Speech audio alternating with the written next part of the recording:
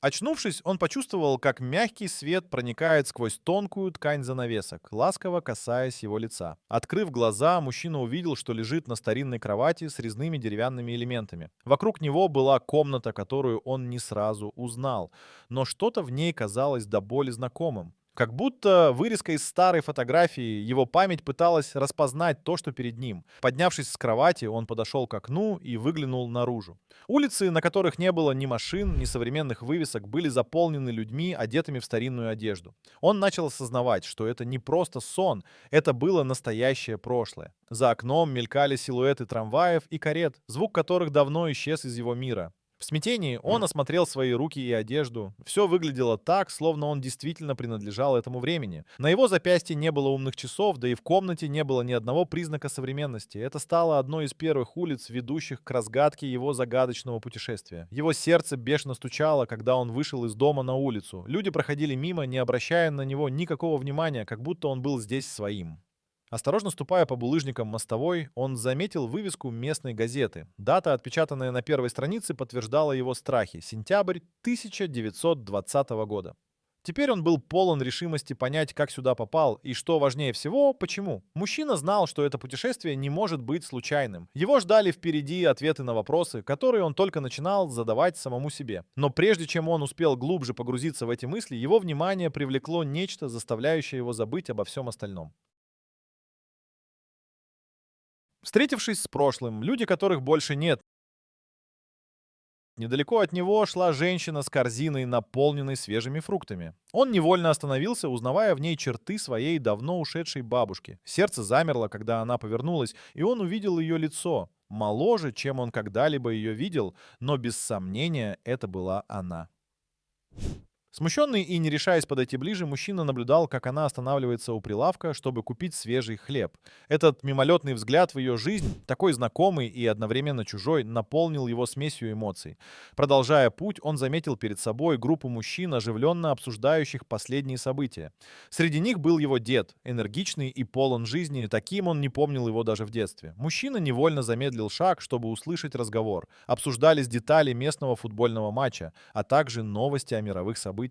Тон их голосов и жестикуляция были настолько живыми, что он на мгновение забыл обо всем на свете, полностью погруженный в атмосферу прошлого. Поглощенный этими мыслями, он вдруг увидел друга детства, которого уже много лет нет в живых. Это было как встреча с призраком, но друг выглядел таким же юным и полным энергии, как и в его детских воспоминаниях. Не сдержавшись, мужчина помахал рукой, но друг, занятый разговором с прохожими, не заметил его.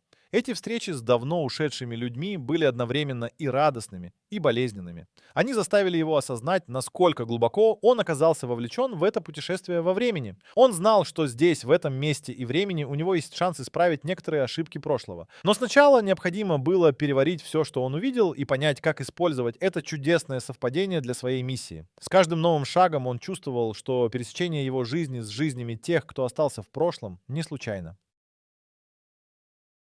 Забытые уголки, места, стертые временем.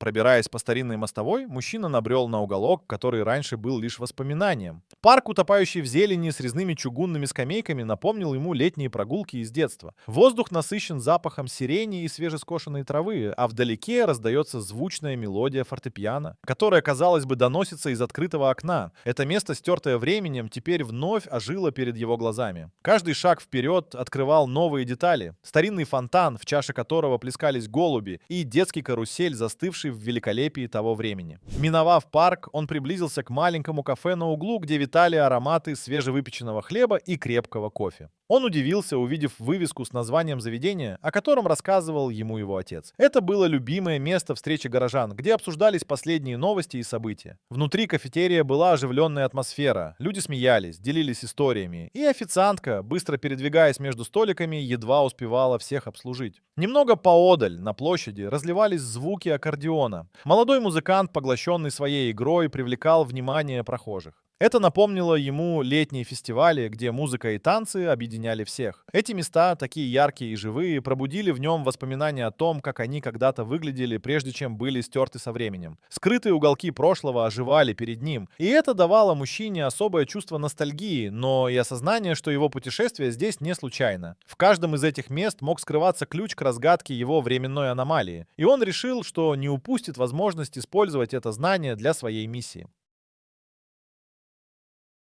Скрытые подсказки. Что помогло ему понять, что он в прошлом?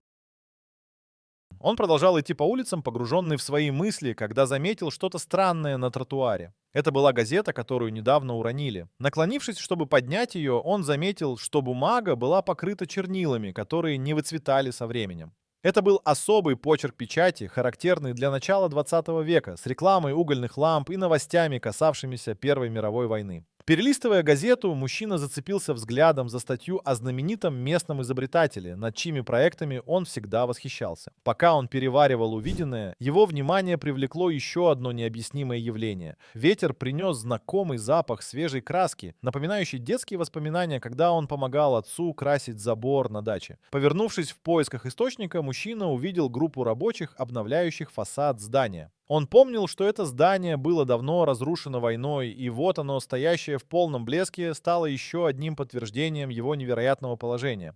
Тут его размышления прервала детская игра. Мальчишки с деревянными мечами и самодельными щитами бегали по улице, устраивая свои сражения. Их крики и смех казались чем-то из другого мира. Их простые радости напоминали о том, каким было детство без технологий. Невольно мужчина задумался, насколько эти сцены из прошлого отражали его собственные детские игры. Все события, кажущиеся мелочами, складывались в единую картину, помогая ему осознать, он действительно находился в прошлом. Но как все это возможно? Мужчина знал, что каждое наблюдение может стать подсказкой к разгадке его присутствия здесь.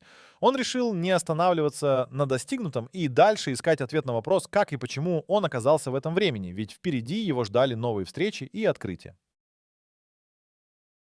Разговоры с тенями. Истории тех, кто должен был исчезнуть. Пробираясь между тенями прошлого, мужчина почувствовал, как за ним наблюдают. Он остановился у прохладного фонтана и внимательно огляделся. Среди гуляющих по парку людей его взгляд зацепился за старика, сидящего на соседней скамейке. Этот человек показался ему знакомым, но только когда он подошел ближе, узнал в нем своего старого учителя из школы, того самого, чьи уроки оставили неизгладимый след в его жизни. Учитель, который вовсе не должен был быть жив в этом времени, поднял глаза и тепло улыбнулся, будто узнал его. Сжав зубы от волнения, мужчина подошел ближе и поинтересовался, как давно тот здесь. Учитель, не моргнув глазом, сказал, что вечно, и добавил, что прошлое — это как открытая книга с неразорванными страницами. Мужчина пристально вгляделся в знакомое лицо, и перед ним неожиданно всплыл образ старой школьной доски и мела, проливавший свет на те уроки, что он брал когда-то.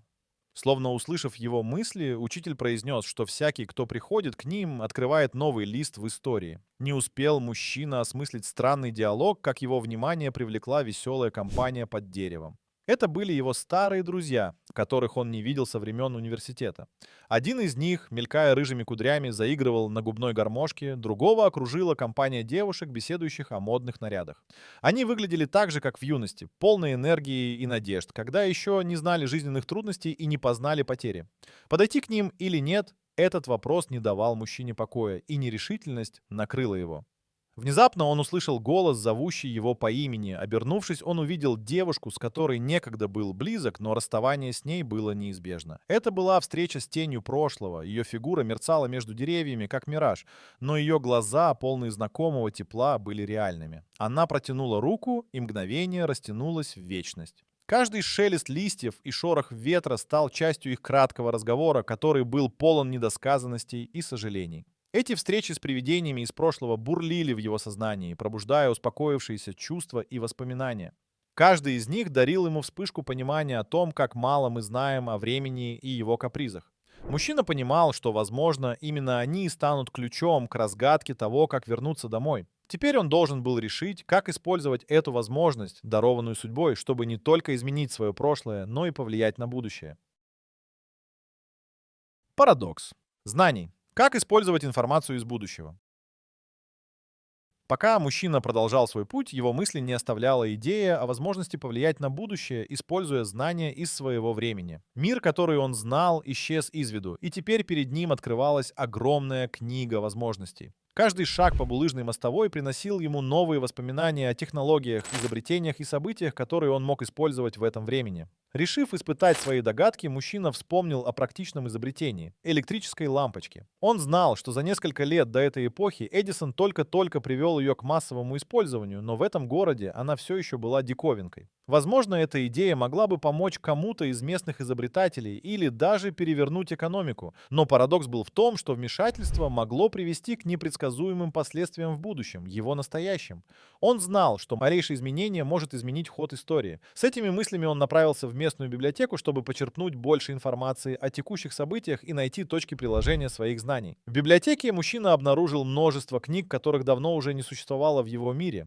Сквозь пыль веков он увидел лица писателей, которых со временем забыли. Эти книги могли стать его путеводной звездой в этом ошеломляющем времени. Задавшись целью помочь людям, но не навредить будущему, мужчина начал искать, как его знания могли бы улучшить жизни тех, кто его окружал, без кардинальных изменений. Он обратил внимание на медицинские открытия, о которых в этом времени еще не знали. В его памяти всплыли образы маленьких лекарств и аппаратов, спасающих жизни. Может, это могла быть реальная возможность изменить судьбы людей, не нанося урон текстуре времени. По мере того, как он поглощал информацию и разрабатывал планы, в его голове крепла уверенность. Он осознал, что знание — это действительно сила, которую он мог направить в нужное русло. Однако его путешествие было в самом разгаре, и впереди ждало еще множество открытий и решений. Мужчина понимал, что, возможно, его пребывание здесь не случайность, и его миссия гораздо больше, чем просто возвращение домой. Исправляя ошибки. План по спасению людей.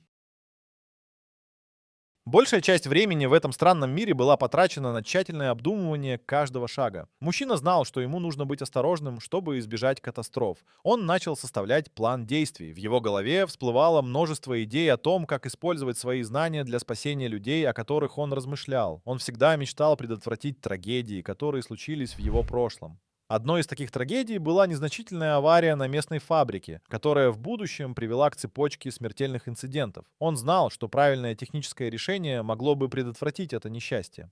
Подозревая, что ключ к успеху лежит в деталях, мужчина решил начать с малого. Он вспомнил о старом сарае на окраине города, где в будущем случился пожар.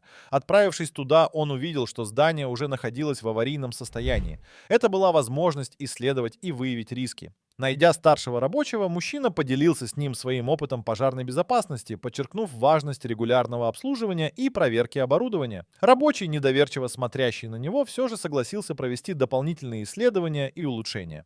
Этот небольшой шаг мог спасти многие жизни. Далее мужчина наметил роли для людей из своего прошлого, которых он встретил. Некоторые из них обладали скрытыми талантами, которые могли помочь в важных делах.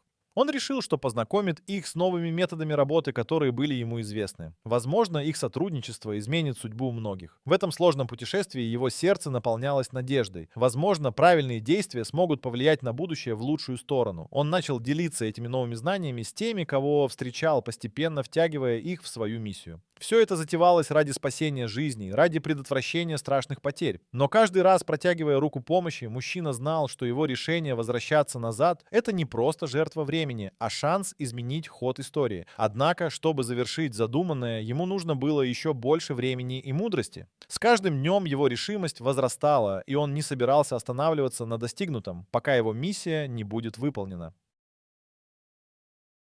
Возвращение домой. Что изменил его визит в прошлое?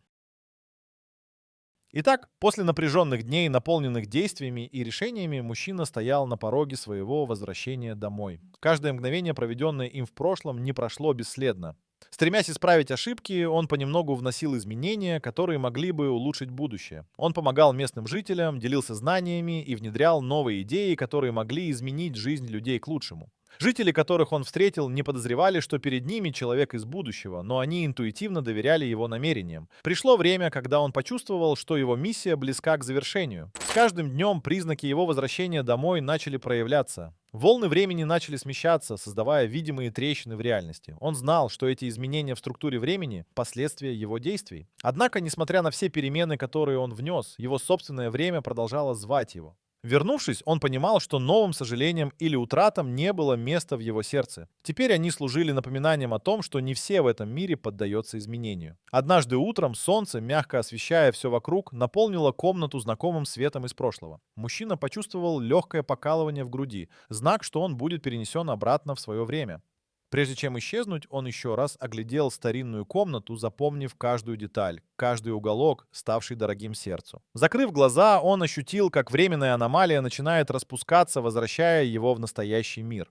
По возвращении мужчина почувствовал волну эмоций. Мир, который он когда-то знал, теперь выглядел по-другому. Даже малейшие изменения, которые он внес в прошлом, в значительной степени повлияли на его настоящее. Люди, которые раньше были лишь частью его памяти, теперь жили насыщенной жизнью. Некоторых трагедий удалось избежать, а судьбы многих людей изменились к лучшему. Перемены, которые он внес в прошлое, оставили свой след, и он знал, что его путешествие не было напрасным. Вернувшись домой, он почувствовал, что каждый новый день — это новая возможность конструктивно изменить мир вокруг себя, полагаясь на опыт, накопленный в далеком прошлом.